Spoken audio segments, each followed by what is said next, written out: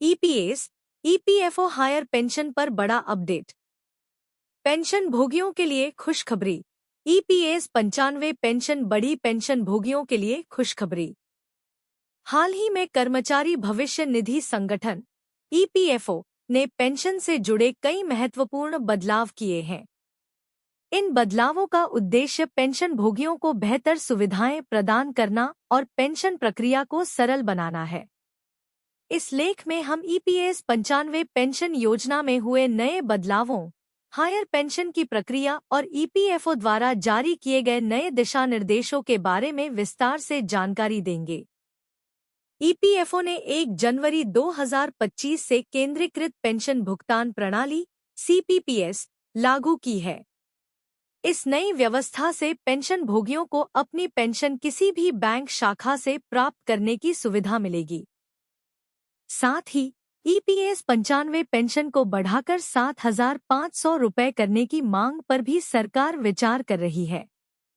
आइए इन सभी महत्वपूर्ण बदलावों और अपडेट्स के बारे में विस्तार से जानें।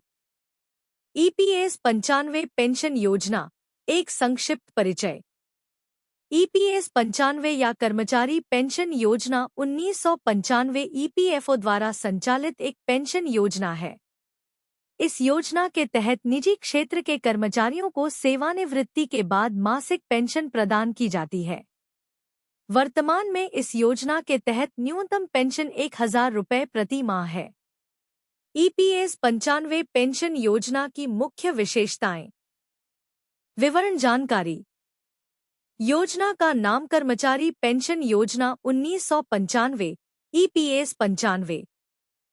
संचालन कर्मचारी भविष्य निधि संगठन ईपीएफओ। लाभार्थी निजी क्षेत्र के कर्मचारी। वर्तमान न्यूनतम पेंशन 1,000 रुपये प्रति माह। प्रस्तावित न्यूनतम पेंशन 7,500 रुपये प्रति माह। लागू होने की तिथि 1995। हाल के बदलाव लागू 1 जनवरी 2025 से। ईपीएफओ द्वारा जारी किए गए नए दिशानिर्देश। ईपीएफओ ने हाल ही में कई महत्वपूर्ण दिशानिर्देश जारी किए हैं, जो पेंशन भोगियों के लिए लाभदायक हैं। इन दिशानिर्देशों का उद्देश्य पेंशन प्रक्रिया को सरल और पारदर्शी बनाना है। 1. केंद्रीकृत पेंशन भुगतान प्रणाली सीपीपीएस। सीपीपीएस 1 जनवरी 2025 से लागू हो गई है। पेंशन भोगी अब किसी भी बैंक शाखा से पेंशन प्राप्त कर सकते हैं। पेंशन भुगतान आदेश पीपीओ को स्थानांतरित करने की आवश्यकता नहीं। नए बैंक या शाखाओं को आईएफएससी कोड के साथ सिस्टम में जोड़ा जाएगा। 2. संयुक्त घोषणा प्रक्रिया का सरलीकरण। नई दिशा निर्देश 31 जुलाई 2024 को जारी सॉप संस्करण 3.0 को प्रतिस्थापित करते हैं। सदस्यों को 3 श्रेणियों में वर्गीकृत किया गया है। दस्तावेज जमा करने की प्रक्रिया को सरल बनाया गया है। 3. उच्च पेंशन के लिए स्पष्टीकरण। ईपीएफओ ने उच्च वेतन वाले कर्मचारियों के लिए पेंशन प्रक्रिया पर स्पष्टीकरण जारी किया है। सभी पेंशन भोगियों के लिए समान पेंशन गणना सुनिश्चित की जाएगी। छूट प्राप्त संस्थानों के लिए ट्रस्ट नियमों का कड़ाई से पालन किया जाएगा। 4. सदस्य प्रोफाइल अपडेशन की सरल प्रक्रिया। आधार सत्यापित यूएएन वाले सदस्य अब बिना दस्तावेज अपलोड किए व्यक्तिगत जानकारी अपडेट कर सकते हैं। 1 अक्टूबर 2017 से पहले जारी यूएएन के लिए कुछ मामलों में नियोक्ता का प्रमाणीकरण आवश्यक होगा। ईपीएस 95 पेंशन बढ़ाने की मांग।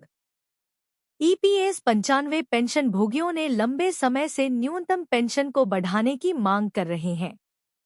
वर्तमान में 1,000 रुपये की न्यूनतम पेंशन को अपर्याप्त मानते हुए पेंशन भोगियों ने इसे बढ़ाकर 7,500 रुपये करने की मांग की है। पेंशन भोगियों की प्रमुख मांगे। न्यूनतम पेंशन 7,500 रुपये प्रति माह। महंगाई भत्ते (डा) में वृद्धि।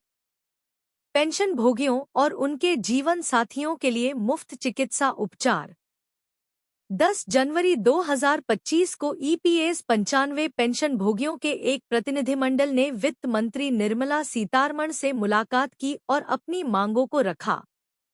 वित्त मंत्री ने आश्वासन दिया कि उनकी मांगों पर गंभीरता से विचार किया जाएगा। हायर पेंशन प्रक्रिया और अपडेट। ईपीएफओ ने हायर पेंशन के लिए आवेदन करने वाले कर्मचारियों के लिए कुछ महत्वपूर्ण अपडेट जारी किए हैं।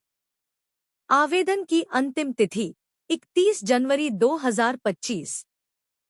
नियोक्ताओं को 15 जनवरी 2025 तक ईपीएफओ द्वारा मांगे गए स्पष्टीकरण पूरे करने होंगे। कुल 17,48,775 आवेदन प्राप्त हुए। 16,282 पेंशन भुगतान आदेश जारी किए गए। 2.6 लाख आवेदन अस्वीकार कर दिए गए। हायर पेंशन के लिए पात्रता 1 सितंबर 2014 से पहले ईपीएस का सदस्य होना चाहिए। वेतन सीमा 15,000 रुपये से अधिक होनी चाहिए। नियोक्ता और कर्मचारी दोनों को संयुक्त विकल्प देना होगा। ईपीएफओ की नई पहल, ऑनलाइन सेवाएं। ईपीएफओ ने पेंशन भोगियों की सुविधा के लिए कई ऑनलाइन सेवाएं शुरू की हैं।